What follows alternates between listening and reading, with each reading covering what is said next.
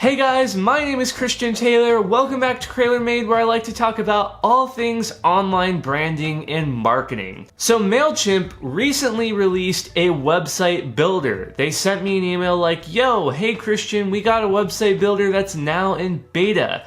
Want to try it out for free? And I'm like, of course I want to try it out for free. I've used Mailchimp for years. For my email lists, you can add up to 2,000 contacts for free, and I've never paid for Mailchimp. Their free plan has always just been enough for me. And their powerful drag and drop email builder lets me do anything I want. Add images, big fancy text, social media links. So I thought, I wonder if Mailchimp used this drag and drop technology and applied that to a website builder. And that's exactly what they did. So without further ado, let's dive in, let's head over to my computer, and let's see what the Mailchimp website builder has to offer. Okay, so I logged into Mailchimp on my computer, and I'm just gonna go ahead and get started and look at the website builder, see what it has to offer. So over here you can see I'm in my Mailchimp account, and if I just go to brand and manage website, you can see that it is in beta. Now the website builder is free right now because it's in beta, meaning Mailchimp is not charging you extra to use it, but there is a big catch. And that's that if you want to connect a domain name, you need the higher Mailchimp plan for your email list. And I think that's like $15 a month. Yeah, $15 a month just to connect your domain name. So if you actually want to use the Mailchimp website builder and have yourdomain.com, that's gonna cost you $15 a month. For the free version of the website builder, you're just gonna have to deal with yourname.mailchimpsites.com or something like that. But let's just proceed with the free plan and actually see what the Mailchimp site builder has to offer. Is it worth $15 a month? So we can see here it's automatically created this home page for me. And I can just open this up in a new tab and actually see what we're working with here just to get a clue on what does the website look like. So I see coming soon. I'm gonna go back here and see what we can do about that. Why is it showing? Oh, okay. So I just have to hit publish. Okay, I don't want to give feedback right now. So now if I refresh, boom. So this is like the default website that Mailchimp generates. And I can go in here and I can click content under home. And if you've used Mailchimp for email marketing, you'll notice that this feels very familiar. They just took their drag and drop email builder and morphed it into a website builder. So very familiar. You should feel right at home if you use Mailchimp's drag and drop email builder. Okay, so I got my logo. I'm gonna say insert. And Mailchimp already makes it the right size for the menu, which I think is pretty cool. So we can have kind of different sections here. I can change this to say, hi, I am Christian Taylor. Here is some text about me.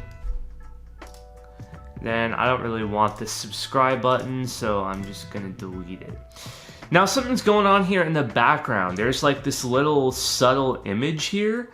So I think that we can actually change that.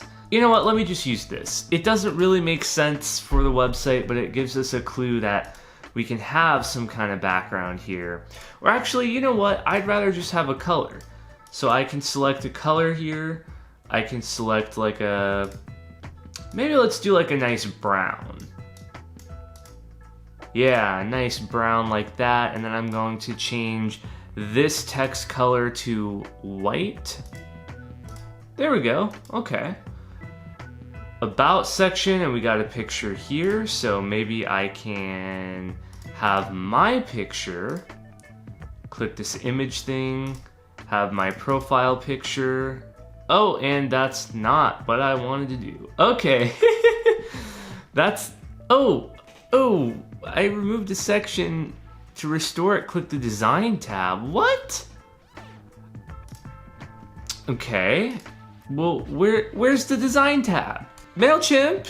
Oh, okay, design. What did I delete? What did I,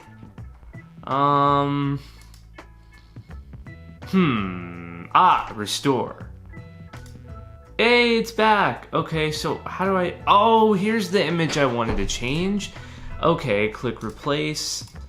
Put me as the image now. Gosh, how do I get myself out of this? There we go. Set a color, maybe just a simple light gray. So I got about me, contact. Now what does this actually go to? Can we do a contact form, like create a page? Like, how do I add a page? Contact. Okay, we got a link. All right, let me just hit save and publish. Then let me go in a new tab here and see what this contact button does. So here we have our website. Scroll down, click contacts, and it just reloads the page. Okay. Well, one thing's for sure, we have a nice subscribe form here. So if you really are into Mailchimp, that's kind of useful, but I don't see an option for our contact form. So as you can see, the Mailchimp website builder is incomplete at best. There is a lot of stuff lacking. There's no sliders. I'm not really sure how mobile friendly this website is. The drag and drop builder is pretty basic as far as a website builder goes, and that price is not working for me. $15 a month to be able to connect a domain name?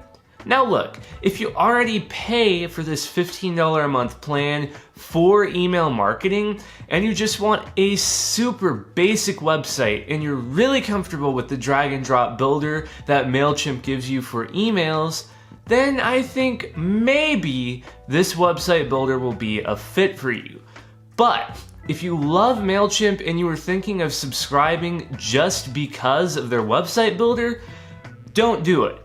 Squarespace is a much better value at $16 a month, so $1 a month more, or cheaper if you buy the annual plan, and Squarespace has everything you need. Video backgrounds, carousels, sliders, fancy buttons, contact forms, e-commerce sections. Squarespace can do it all. There's other way more qualified website builders out there such as Squarespace, Wix, WordPress, even Weebly that can make a much better website than the Mailchimp website builder for cheaper.